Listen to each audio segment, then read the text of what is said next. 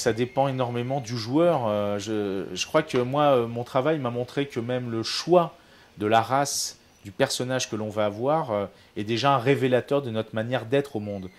Il faut bien saisir, à une époque, il y avait un argument publicitaire qui disait Sega, c'est plus fort que toi, qui était un argument pour montrer que le programmeur, le game designer, il est là pour mettre des bâtons dans les roues, pour nous empêcher d'être dans le tout de suite, pour nous donner des histoires. C'est ce que j'appelle le père programmeur, hein, c'est le père virtuel qui est là. Bon.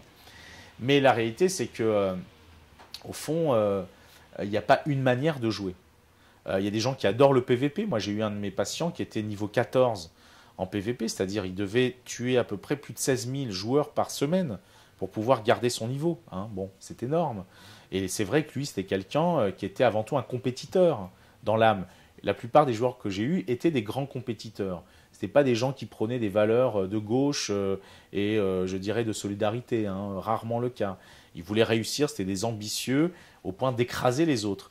Il faut bien saisir que même si la plupart du temps ils ne mettent pas en avant la dimension de combat, il s'agit quand même de combat dans le jeu. Alors même si on combat des dragons, quand on fait du PVP, on combat l'autre. Alors après, je dirais que ça dépend qui vous êtes. Donc le jeu est plus un révélateur, plus que simplement quelque chose qui va nous former, qui va nous changer notre manière d'envisager le monde.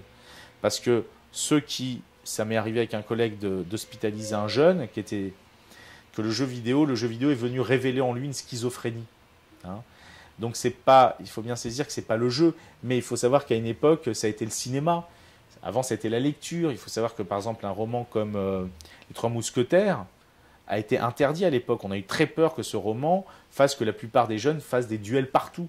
Donc, on a toujours eu ces craintes que la fiction dépasse, d'une certaine manière, l'être humain. Mais non, l'être humain se sert de ces fictions comme un effet peut-être de catharsis, comme une manière de continuer à vivre des choses, à vivre des aventures.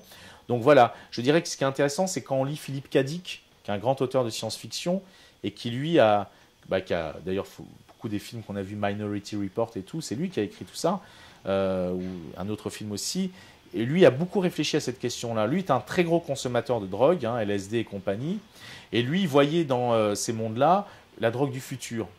Et j'ai tendance à penser que mon expertise de plus de 10 ans de réflexion sur ces mondes-là, c'est que la seule dérive que je commence à percevoir chez certains individus, ça serait peut-être des conduites un peu de dépendance.